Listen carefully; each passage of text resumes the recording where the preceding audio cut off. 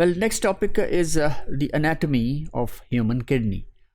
पहले हमने ये देखना है कि व्हाट एनाटॉमी इज। इसके अंदर there might be macro anatomy और माइक्रो एनाटॉमी, तो इसमें हम दोनों ही जिक्र करेंगे।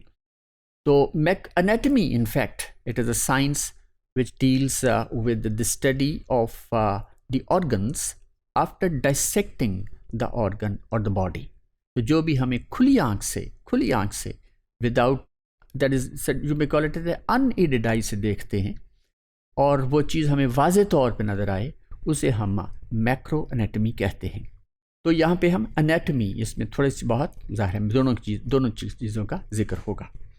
ओके, तो द किडनी अगर हम इसको सेक्शन में दो हिस्सों में डिवाइड कर दें तो हम इसमें अपनी खुली आंख से दो क्लियर एरियाज देख सकते हैं। The outer area which is darker area and that is called as the cortex, whereas the inner part that is which is towards the ureters, that is we call it as the medulla. So there are many clear areas, the cortex and then the medulla.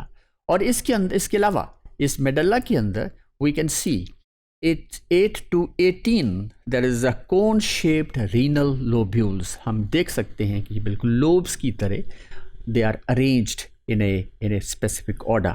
Now each containing small cortex, जिसके अंदर cortex का reason भी है और साथ medulla का reason भी है। और ये renal these are also called as ये जो एरियाज हैं जिसका मैंने जिक्र किया, तो दीज आर रीनल पिरामिड्स भी कहते हैं इन्हें। ओके, तो ये this is the diagram showing this is cortical region, this is the cortex, this is the area, this is the cortex। उसके बाद नेक्स्ट इज ये मेडल्ला आ जाता है यहाँ तक, और फिर ये हिस्सा जो कि कनकेव हिस्सा है जहाँ से फिर आर्टरीज और वेन्स आती हैं और जाती हैं, तो this are renal, this is renal pelvis, ये हिस्सा this is the renal pelvis, और ये कैलिसेस है जो कि हम आगे डिटेल में देखते हैं। और इसके अलावा फिर यहीं से ही इसी कॉन्वेक्स रीजन से ये यूरेटर्स अराइज हो रहे हैं और ये रीनल और आर्टरीज हैं विच आर रीनल वेन्स। अब इसके अलावा ये दो जो कॉलम्स हैं, ये इस तरह ये जो लोब्स आप कह सकते हैं, इनके दरमियान दिस द टिश्यू, जैसे ये है दिस द टिश्यू, और इसे हम this we call as this renal columns कहते हैं। ये रीनल कॉलम्स यानी लोब्स के दरमियान जो टिश्यू है इसे हम रीनल कॉलम्स कहते हैं, या दूसरे लफ्ज़ों में ये रीनल कॉलम्स जो हैं वो मेडुला के रीजन को ये इस तरह लोब स्ट्रक्चर में डिवाइड करते हैं। The most characteristic features of the medulla are the renal pyramids and the renal papillae। ये दो एक important terms हैं, एक तो renal pyramids और renal papillae। अच्छा, अब हम देखते हैं कि this is the renal papilla। ये renal papilla, ये जो एक pyramid है इसकी conical हिस्सा that is the renal papilla, और ज़ाहिर है ज़्यादा होंगे तो we call it as the renal papillae। और इसके अलावा renal that is the renal pyramid, ये रीनल पिरामिड्स हैं सारे के सारे, ये वाले ये तमाम, और which are conical in structure, इसलिए इसको पिरामिड्स कहते हैं। और इसके अलावा ये यूरेटर्स, ये तो मेन डक्ट है which then extends into the ureter, लेकिन ये इससे पहले किडनी के अंदर दैट इज़ मेडुला के अंदर हम देख रहे हैं कि this major calyx and then the minor calyx. तो minor calyx, they are smaller, you can say sort of called ducts, or these are uniting together to form the major calyx। ये major calyx हो गया। तो so the papillae are the bundles, और ये papillae क्या है यहाँ पे, they are the bundles of collecting ducts। collecting ducts वो हैं जो फिर इस पूरे जो nephrons हैं जो हम आगे जाके डिटेल में देखते हैं, वो ओपन हो रहे हैं डक्ट्स के अंदर, जिन्हें हम फिर कलेक्टिंग डक्ट्स कहते हैं। और ये कलेक्टिंग डक्ट्स जो हैं ये फिर इसमें ओपन हो रही हैं, जो पेपिला बना रही हैं, तो पेपिली बना रही हैं। ठीक है, तो papillae are the bundles of collecting ducts that transport urine made by the nephrons to the calyces. ये पिरामिड्स के बाद फिर माइनर कैलिक्स, फिर मेजर कैलिक्स, और उसके बाद फिर यूरेटस से this urine will come out. Now next is the nephron.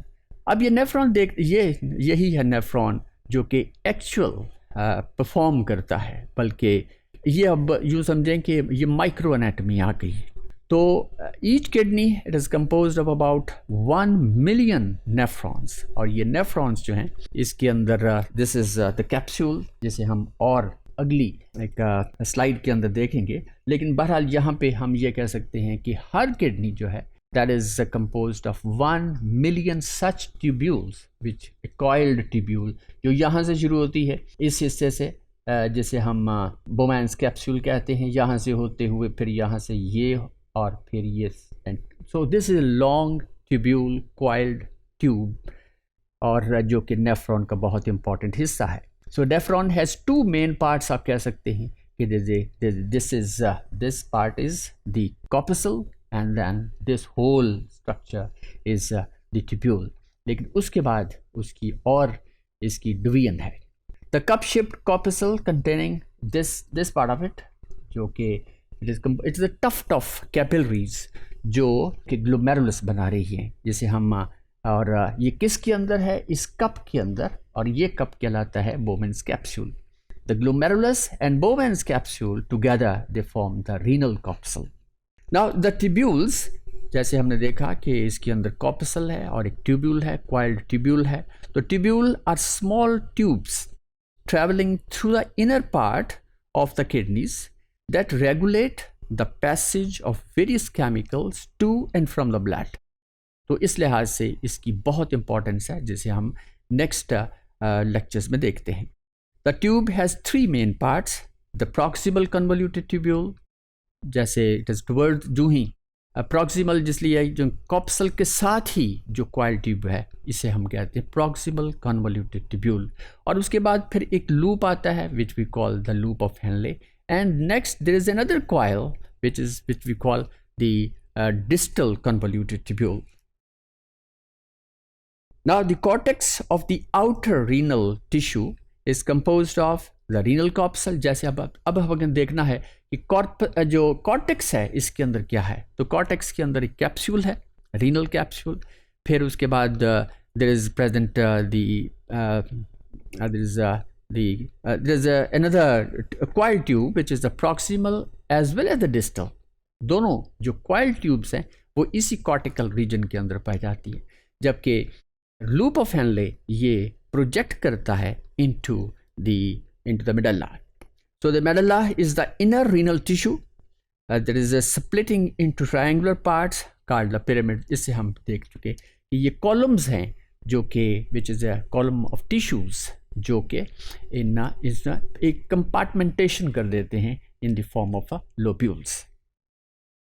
So the renal pyramid that contains the loop of Henle, ये हमने जिक्र कर लिया, of each renal tubule as well as the collecting duct। तो इसमें इस इन pyramids के अंदर, renal pyramids के अंदर क्या क्या हैं, collecting tubule हैं और इसके अलावा loop of Henle's हैं। तकरीबन हर, क्योंकि loop of Henle जो है वो तकरीबन तमाम जो ये इसमें नेफ्रॉन्स हैं उनका होता है। तो इस लिहाज से ये तो this is all about the there is a macro and micro anatomy. तो हम इसको इस नेफ्रॉन को अगले मॉड्यूल के अंदर भी फर्दर डिटेल में देखते हैं कि इसकी कौन कौन से सेल्स हैं which are important. So this is all about